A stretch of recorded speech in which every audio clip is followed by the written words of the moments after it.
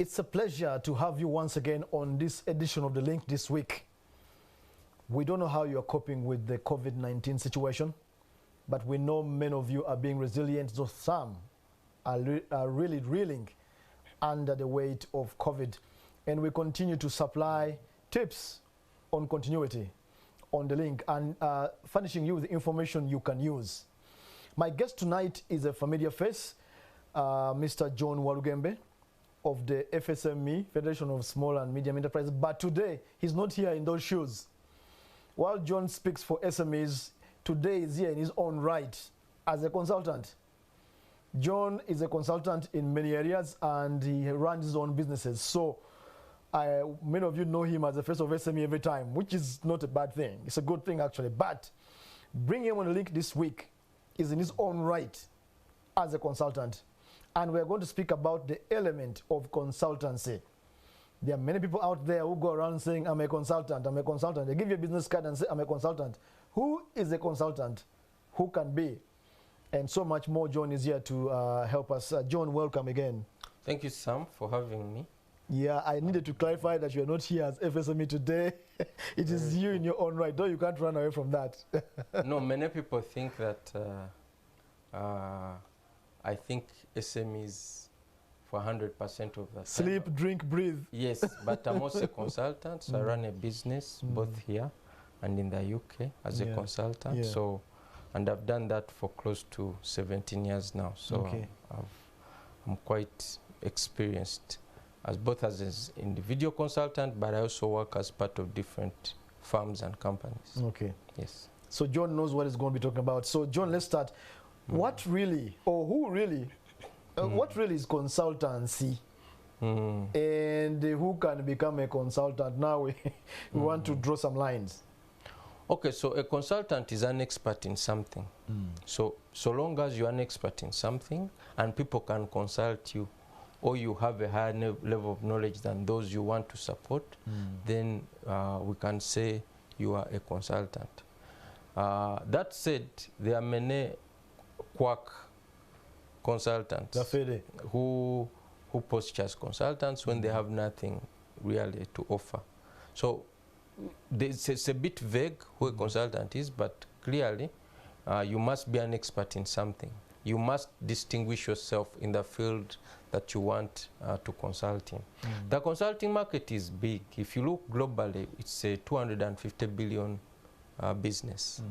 Africa is about, of that, Africa only accounts for 2.7 billion. Okay. So it means there's a lot of potential for growth on the African continent. Now with COVID-19, a lot of experts that used to fly into Africa and take out this money can't fly anymore because of movement restrictions. So that creates a huge opportunity for Africans to take up that consulting, market. The other thing that people need to be aware of is the change in the workplace generally, the change in work as we know it. We're talking about now what we call the gig economy. The gig economy means that people no longer want to employ you for 10 years, for 20 years and 30 years. My own father worked for the same organization for 30 years. Absolutely. He left school, worked for the organization, and then he retired, and that was it. For me, if I tell you the number of clients I've worked for, you can even get mesmerized. I've done work in renewable energy, I've done work in ICT, I've done work in different areas. So the world is changing. Employers want to get you in to do a particular task and to leave. They don't want to be there discussing NSSF, retirement benefits, taking them to industrial court. Most employers don't want that anymore. And that's why we're talking about remote work, flexible work, and things of that sort. Because if you're doing flexible work, the only way your employer can know that you're accomplishing is if there are clear deliverables. But you see, most people are used to employment where you are working time. Yes. You come at 8, you leave at 5. So recently I was talking to a young man. I wanted him to do a task. He was told me what are the working hours. I knew this person wouldn't. His mindset, he asked about the working hours, he asked about the benefits and things of that sort. And then I said, no, I don't think he understands how the workplace has now evolved. Okay.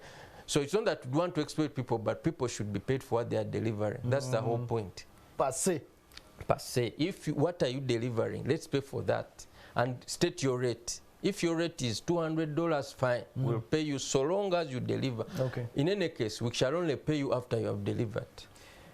Let's move on to to touch a little bit of those issues. The consultancy world has its own things that identify the dynamics internally, and you have just touched one of them, that they don't want to retain you, they want to just targeting. Give us a little bit more into the insight of the consultancy work. What are the dynamics within there if I want to play in that space? Okay, so first of all, if you want to succeed in the consulting world, as I said, you must be an expert. And there must be proof that you're an expert. So you must sort out any form of education and certifications. You know, when people are saying, I'm an expert, I'm Dr. X, but you don't have any paper to demonstrate that. No evidence. You know, no evidence. You just wake up and say, I'm Dr. X, and you start advertising. I'm an expert in herbal this. If you see this piece of mumba, it will cure a headache, foot-ache, what-ache, stomach-ache. What? No, you must have a qualification. And if you don't have it, go back to school. It's never too late. And Ugandans, we must say this, that there's value in getting a solid education. Okay. No cutting corners. If you want to be an expert, make sure you have the qualifications. If you say a project management expert, get the certification. If you say you're a financial management expert, get it. If you say you're a digital management expert, get it. Be what you claim. Be what you claim. Make sure your papers are in order. Don't start adding, you know, I have 30 certificates and it's equivalent to a budget. No, make sure your papers are in order. That's really the starting point. Second, networks. This business thrives on networks because when you do one work well, the people you know, not just the people you know, but the people who can vouch for you. Who know you. Who know you, because every time you apply for a new job, you must state all the people you have worked for and whom they can contact to confirm that you did those things. So reputation in this business is extremely, extremely critical. The other thing is people must also understand that the dynamics of getting work. Yes. So as an employee, you just look in the newspapers and put in your application. But it's different. Different organizations, some have online portals, some have different formats. If you go now, there's a format for your CV if you are working with the EU or EU-related projects or institutions. There's a format for UN entities, they call it the P11 form. You see, so educate yourself. How do I ensure that I meet the requirements of the person I want to work for? Then you also must know the issue of your rates. Okay. Yes. What do you mean by that? Okay. What are your rates? We have what they call a Monday. So if you put in a full day's work, how much are you worth? You shouldn't overprice and shouldn't underprice. If you have a PhD and you say that every day you're working for $30, people don't take you. Think maybe your PhD is fake. Maybe your experience is not good enough. Okay. Similarly, you shouldn't overprice. If you price and say every day you charge $1,000, you say, what special thing are you offering? You see, so you must make sure that you are within range. And certain entities have guidelines. There are those that say if you have 7 years experience and a master's degree, you're supposed to charge maybe between $250 and $400. If you have a PhD and maybe 30 years experience, you can charge between $600 and $800. Okay? But to charge anything beyond that, they must get very high level approval. So it means your rates should be fair and shouldn't be arbitrary. John, and hang on the issue of pricing. Yes. It's one of the daunting factors that I've encountered with several people, consultants. How do I ascertain, okay, some organizations have parameters. Correct. But there are no parameters. How do I figure out, is there somewhere I can go? Is there where I can go to ask, how can I get it? No, you can look at the market. Yeah, if you look, you judge and ask other consultants, how much do you charge for this work? On what are your qualifications, and how much is this institution on average paying? Because institutions tend to pay an average rate, and say no. Normally, this institution will pay anything between $250 to maybe $400 and so on. So you must do your research. Okay. You can't just sit in your bedroom and come up with a figure that you can't defend and then just put it there. Okay. Then you must also note, does this include your meals, your transportation? Because some institutions say, no, we cater for those things. Then others say, no, it should be an inclusive Everything rate. on you, Everything you just on charge. you. Some even say put the air ticket, put the what. Now you put a rate and you put $400, and they say you're going to do consultancy in DRC. Then you find that a hotel room is $250. You see how you're donating your time. So you must do research and say, okay, this is the rate.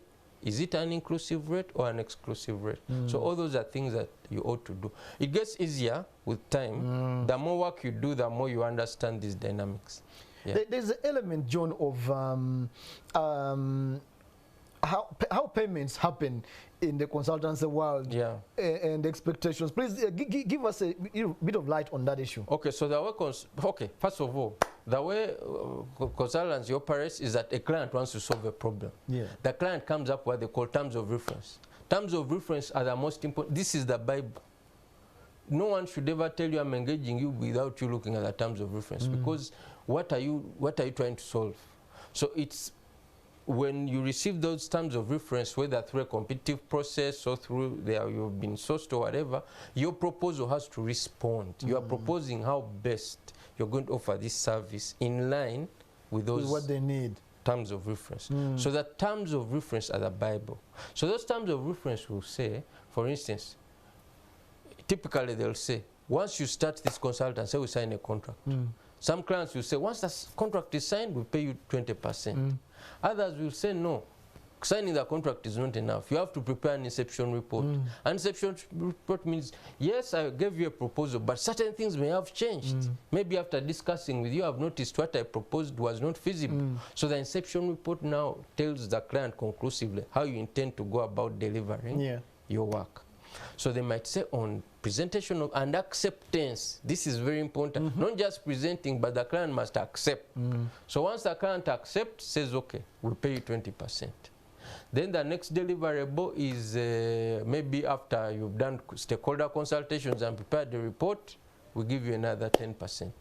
Maybe after you do a draft report, we'll give you another 20%, something like this, until they pay you your entire 100%. So clearly in the consulting world, if you don't meet your deliverables and targets, no payment. John, we must do a second version, not a second, a continuous phase 2 or edition 2 of this consultancy work.